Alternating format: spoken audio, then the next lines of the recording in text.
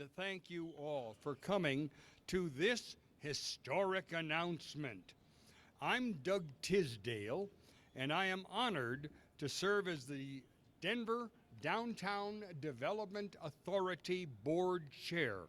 I was appointed by RTD Chair Julian Bouquet to represent RTD on the DDA board, and I have with me here today 3 other members of the board. You will hear later from Council President Amanda Sandoval, who's on the board, but we also have with us the board secretary, Frank Cannon, and a board member, Jay Lambiotti. There's only one other current member of the board who is not able to be with us in person, but as of next month, we have 2 new board members joining us, so you'll be reading all about that too. My fellow board members and I oversee the DDA. That's a tool that Denver has to capture some of the tax revenue from downtown growth and then reinvest that incremental tax revenue into projects that support and improve the area, which is why we're here today, to announce our next exciting investment, the purchase of the Denver Pavilions. The DDA will put a master plan together and bring in an international retail specialist to partner with us in restoring and enriching the Denver Pavilions as a retail, entertainment, and engagement venue that will support and enhance the new housing that we are creating in downtown Denver. Just as the revitalization of Union Station brought new life to lower downtown, a reimagined Pavilions will rejuvenate the landscape of upper downtown, rendering it a vibrant upper downtown. Now, this is the 3rd big announcement of the DDA that we have shared with you. In April, we announced the exciting and much needed safety and security improvements here on 16th Street. In July, we announced 10 exciting projects supported by a DDA investment of over $110 million. Today in September, we announce the Renaissance of the Pavilions.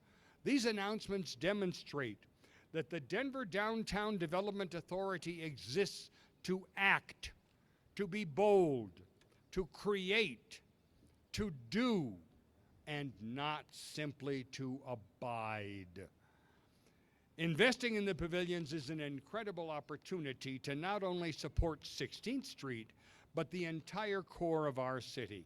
And we fully hope to see results sooner rather than later. As I've told you before, stay tuned. I'd now like to introduce Denver City Council President and a highly valued member of the DDA board, the totally awesome Amanda P. Sandoval. Good afternoon, everyone, and thank you for joining us downtown for this such a special announcement. I'm incredibly excited to be here with you all today. And this is not just about today, this is about a new era. This is about it's not just about a commercial transaction.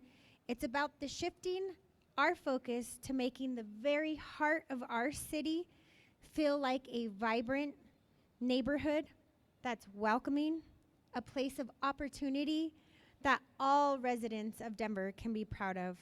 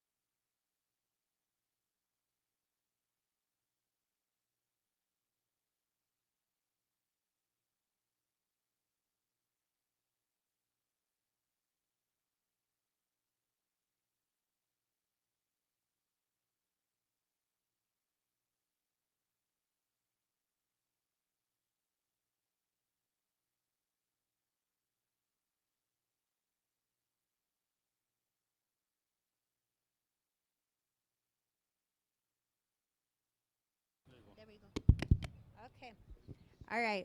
Can you hear me now? All right, we're going to start that little bit over. Let me get my notes up. Our path forward is clear and fiscally responsible. By leveraging the expertise and structure of the DDDA, we can create a thoughtful, robust redevelopment plan for this property right behind me, the pavilion, that perfectly matches our vision for downtown, all without dipping into the city's general fund or burdening our taxpayers. We invite the community in every step of this process to help us build the way to ensure that this pavilion reflects the best of Denver. This is a pivotal moment for downtown Denver. It represents economic revitalization, community pride, and a bold step towards the future. It takes unified leadership to make a commitment like this. So please join me in welcoming a true partner to this vision, our own Denver Mayor, Mike Johnston.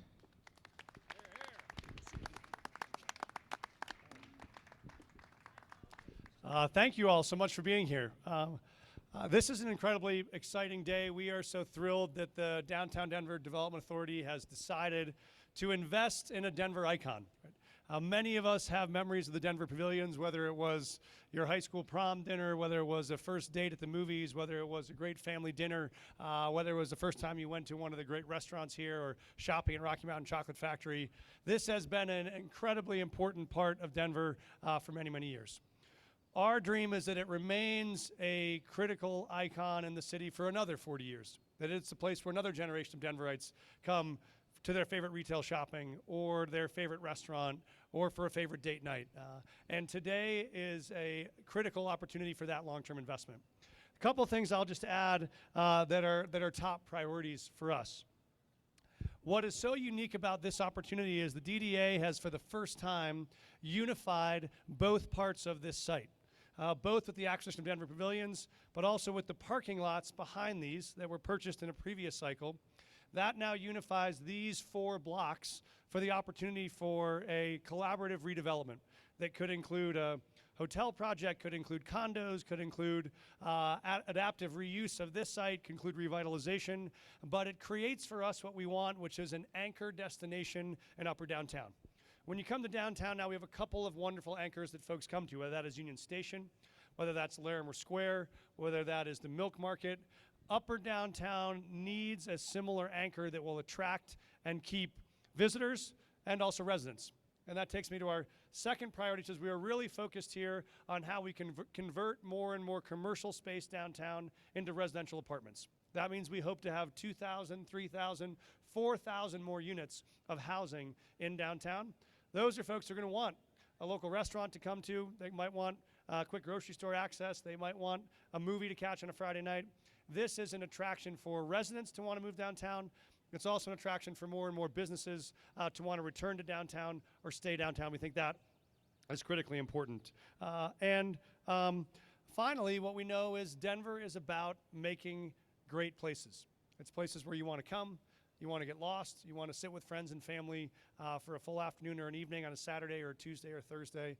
The Pavilions offers that unique opportunity. And so what we'll do now is we'll start a process after this goes through closing, where we will open up for proposals and bids from partners who have a vision for what Denver could dream in this space. We'll look at all of those options, and the board will make a decision about what they think is the best investment and the best future for this site. But what we know now is we will make sure this site is vibrant, it is activated, and it is a critical part of Denver's future. And so thank you all so much for being here. Thank you really to the DDA board who took this courageous step and now put us in a position to ensure that decades of downtown are activated by this block. Thank you all so much for being here. I'm giving it back to you, boss. Okay, thank you. All right, and we're ready to take a few questions, but first I do want to introduce, as part of our team up here, another person who has been critically involved and done a tremendous amount to bring this across the finish line through the DDA board process, and that's Mr. Bill Mosier in the mayor's office. So give it up for Bill. And we're prepared to answer a few questions, and either the mayor or council president Sandoval or Bill might be able to respond to them probably even better than I ever could. So please feel free if you have a question. Yes, sir. Can you? Okay, yeah. Thank you for cueing me to talk about that. The question was in the context of the budget deficit. Most important thing to know about today's announcement. This is an investment made by the Downtown Denver Development Authority. It's not made by the city of Denver. It's not made by our general fund. It's not made by capital funds. So no part of these dollars could be used to support a city employee, to be able to pay for a city program. They are restricted only to capital investments in the downtown corridor as approved by voters last year. And these dollars come out of the mutual commitment of the businesses who support the tax base here to drive this kind of reinvestment. It's the same thing we saw with the investments in and around Union Station. The DDA now allows us to make those investments through all of downtown. So these investments will have no impact on the general fund, on the budget, or on the city's capital budget that is up for consideration in the bond. These are completely separate investments. Yes? What do you think went wrong? Yeah.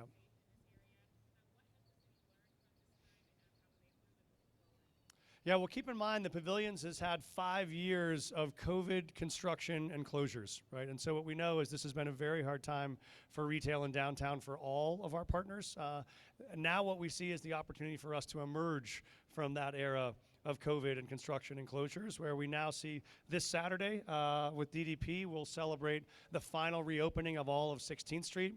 We see more and more residential foot traffic back. We see more and more leasing interest from both commercial tenants as well as retail. And so we think there's a moment where there's real opportunity to both revive and reconfigure what pavilions are. But pavilions certainly took a hard part of the brunt of those 5 years of construction in COVID. To that point, talk about how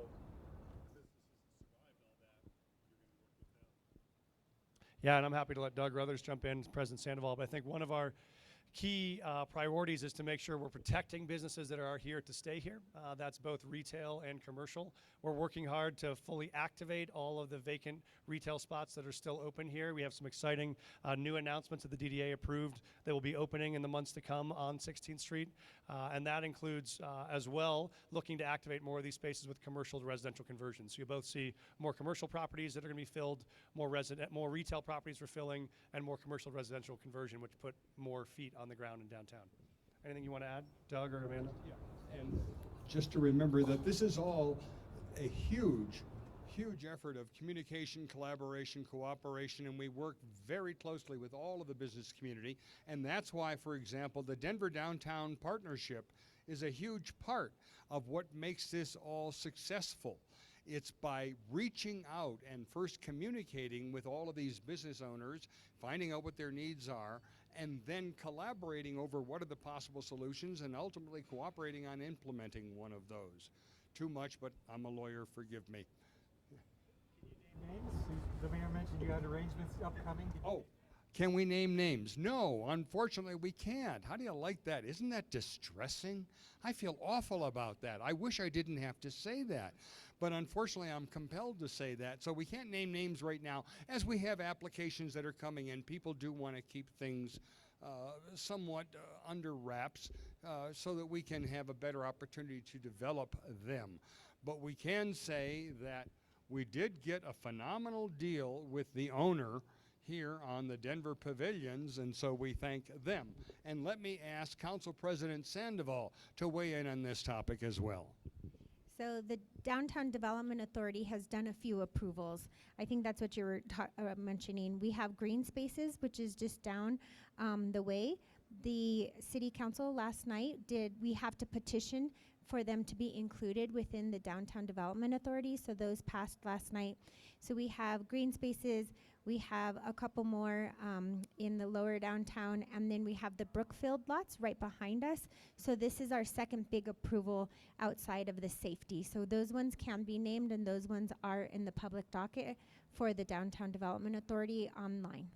More broad scale, can you quantify what you're looking for versus what you're not looking for to occupy the space? Yeah, I think that's yet to be determined. Right now, we have some really good anchor tenants. Maggiano's is great.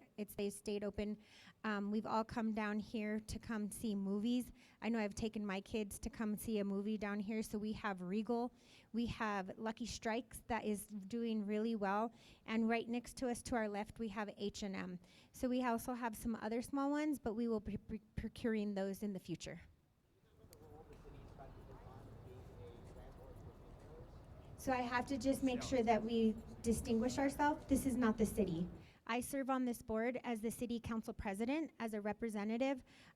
So it's not the city, it's the Downtown Development Authority. And a development authority is under state statute. So that's what gives us our authority. And it's all of these board members. And this was reapproved in November of last year. And so it's not the city and county of Denver, it's the Downtown Development Authority. So we just need to make sure to distinguish those. Now, is the city a great partner? 100%. We could not do this without the city. So we have to partner, and there's gonna be lots of other partners that we have to do this work all together to make sure that we revitalize the pavilion and downtown holistically. For the mayor? We don't own the mall. We would just we'll be purchasing the pavilion. It has to go through the city council process, and that will be open to determination. That's open for the future, so we're not quite certain, but this is just the first step of revitalizing the pavilions.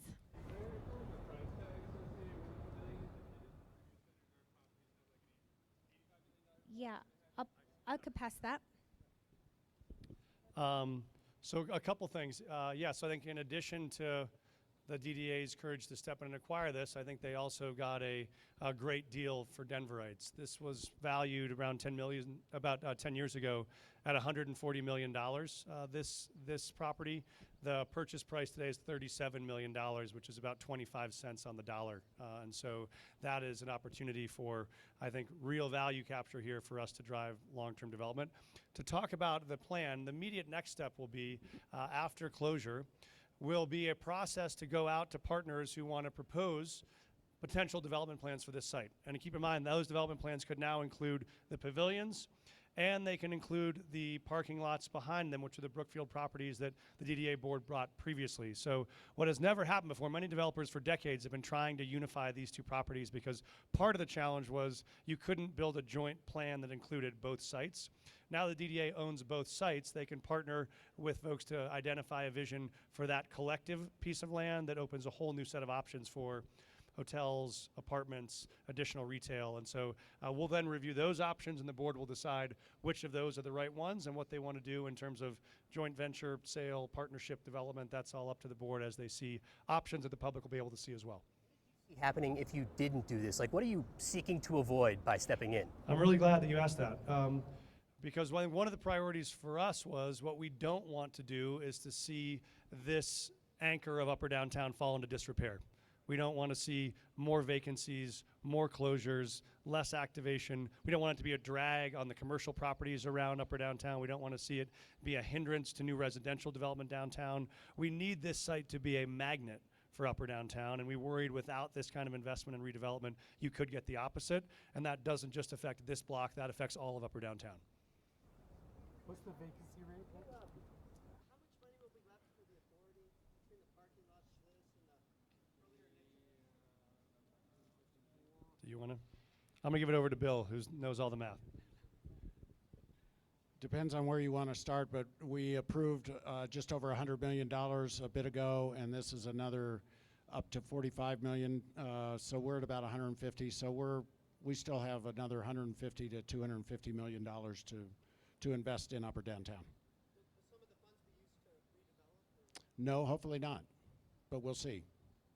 A couple of quick comments. One, the mayor said closure. What he meant was closing on the closing of the deal. We're not, I didn't want any misinterpretation. There's no closure of pavilions. It's a closing of the transaction, which should be by the end of the year.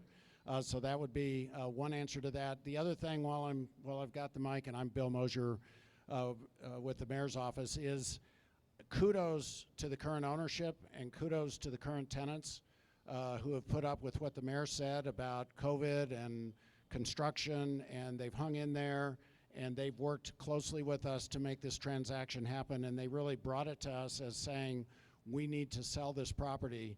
Is the community interested? And our response as the DDA is, do we wait for some third party to come in from somewhere else, or do we dive in and as the community determine our own future for these two properties? And that's really what the DDA is committed to. Vacancy rate's about 40%.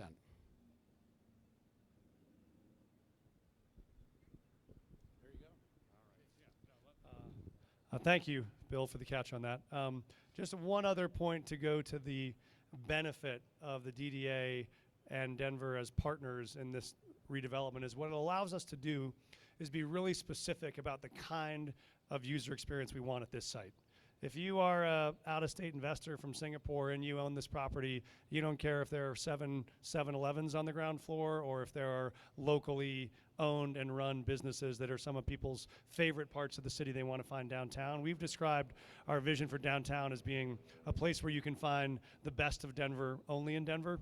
This allows us the chance to do what the DDA has done with the McClintock building and others through green spaces. It's find local entrepreneurs who bring that spirit, that energy, that cool factor, I think as the media has said, to bring it back to 16th. And so we think this also allows us to be in control of our own destiny around what the resident experience is when you come to 16th and when you come to the pavilions. So I will give it back to Doug. I do want to say some thank yous. Huge thank you to our partners from Downtown Denver Partnership who are aligned on all things in downtown. Huge thanks to Richard Scharf, our partners from Visit Denver. This is also a critical corridor for all the folks that come to and from the convention center onto 16th. So this is often your first experience here, so it drives a lot of convention business. Thanks to Richard, our convention center is one of the most sought after convention destinations in the country right now. That's a huge win for us if they have a great place to come. And of course, a huge thank to Bill, who has been our incredible leader on getting this across the finish line. And I do just want to say, as Bill said, the partners that have owned and worked on this site could have gone a lot of different directions. They also cared about the future of the city, and this being a development that matched our values and matched the city's interests. And so they are part of the reason we're here, I think, with a plan that is so exciting. And then most of all, to the team who has led this, run this, decided this, and delivered this, I want to really thank the DDA board for your leadership and courage. I will give it back to the boss, Chairman Tisdale. Thank you very much, Mr. Mayor. All right, ladies and gentlemen, that concludes our press conference. We thank you all very much. Please, if you have other questions, feel free to approach us separately. We'll be happy to respond. We want to get the information out, and we look to you to share this great story of what we have accomplished today with the DDA taking that first step so that we will purchase Denver Pavilions. Thank you all very much.